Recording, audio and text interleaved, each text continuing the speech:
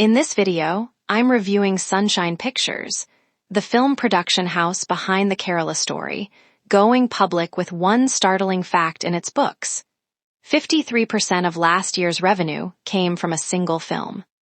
The offer opens on August 18th at a price band of 342 to 360 rupees, raising about 282 crore rupees. My read up front.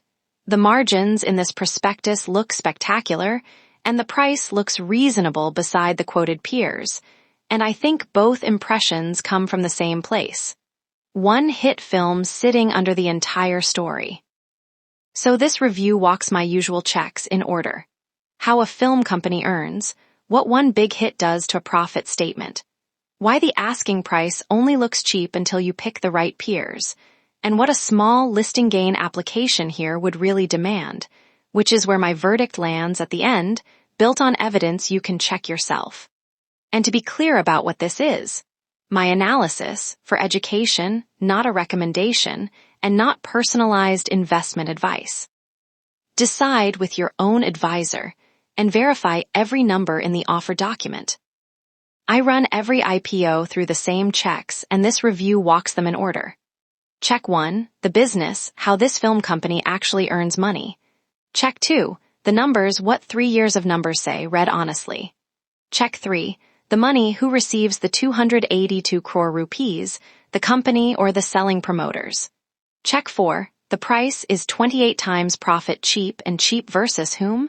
Check 5, the red flags, the ones the prospectus itself admits. And then my verdict framework, what a small listing gain trade would demand here, and what long-term ownership would demand. Hold all of them. Everyone moves the final call. Check 1, the business, in plain words, because I never price what I cannot describe. A film production house is not a shop with daily sales. Sunshine spends money for 1 to 2 years making a film, and on its books, that spending sits as inventory. For a studio, inventory is not goods on a shelf.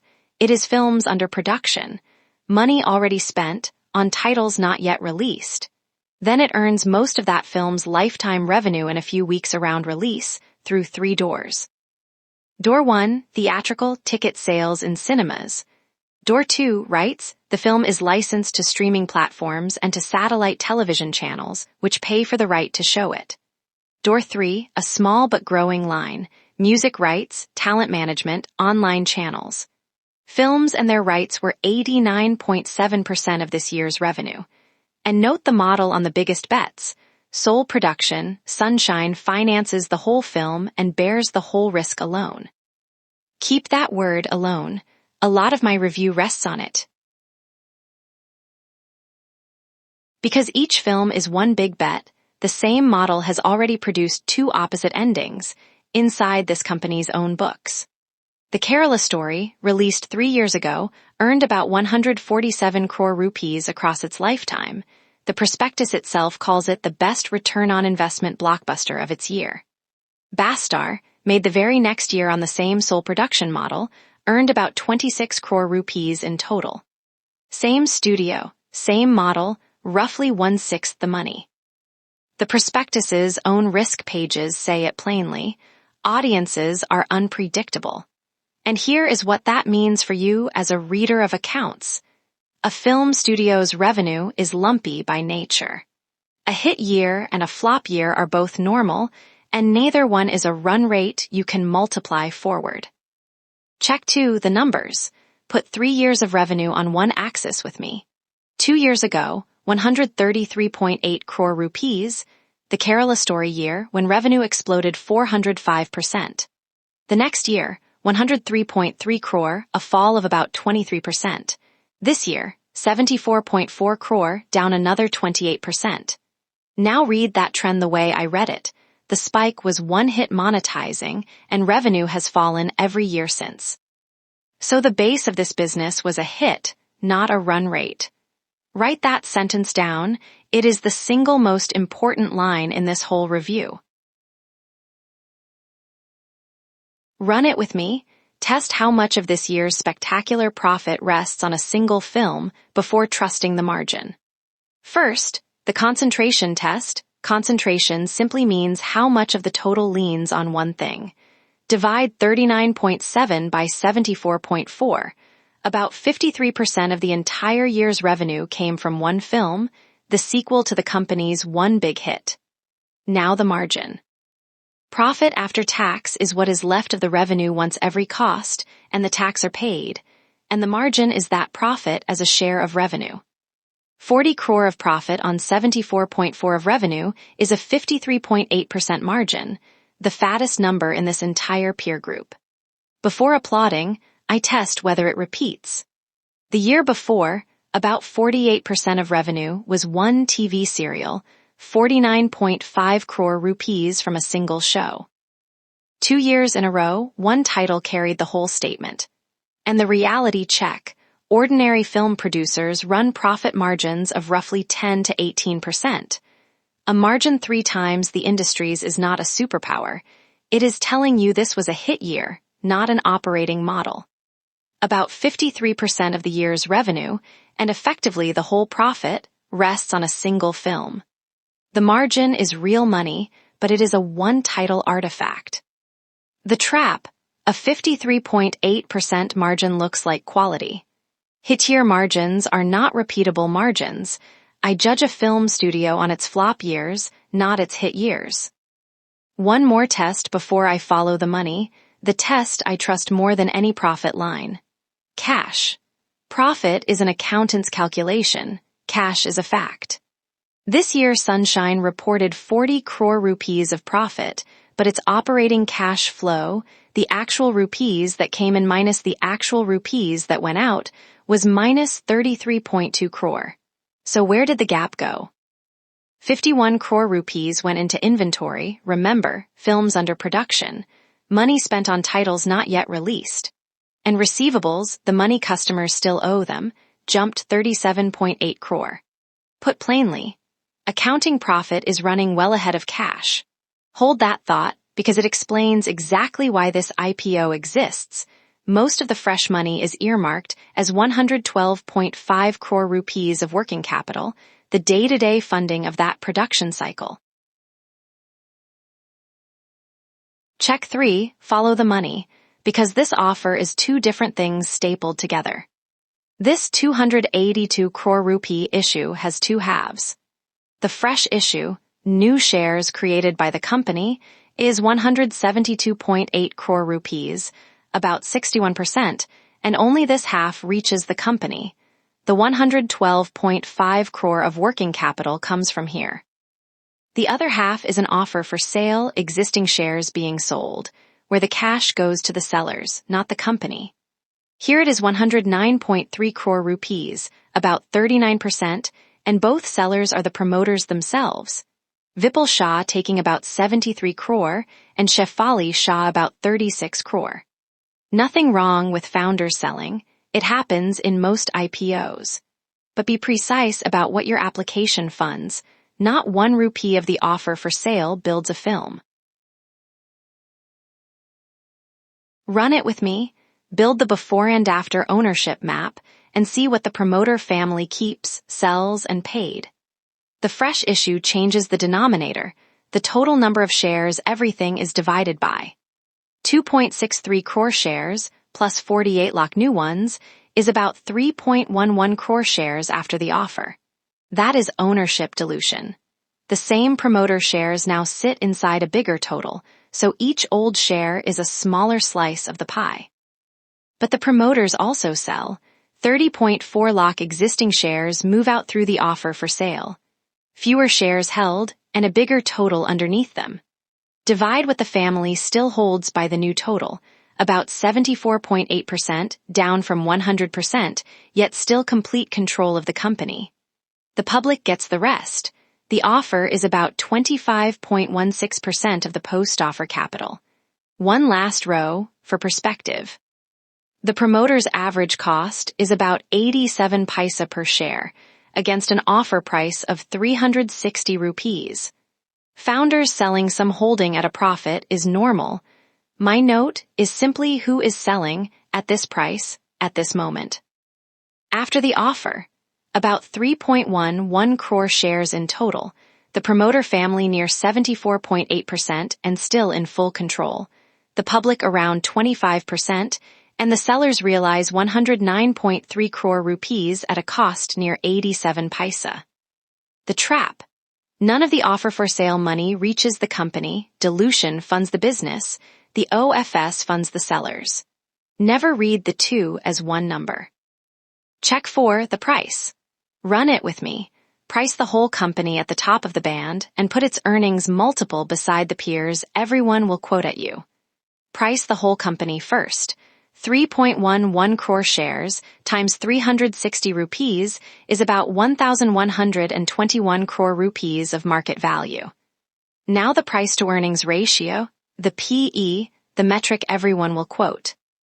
In plain terms, it says how many years of last year's profit you are paying for the whole company.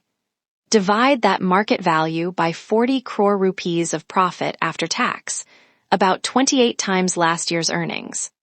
On the pre-offer share count and an earnings per share of about 15 rupees, it is roughly 23.7 times. Beside the quoted peers, that sounds comfortable. Tips trades near 39 times, Saregama near 35, and the prospectus's own peer composite sits at 44.8. 28 looks like the cheap seat in the row.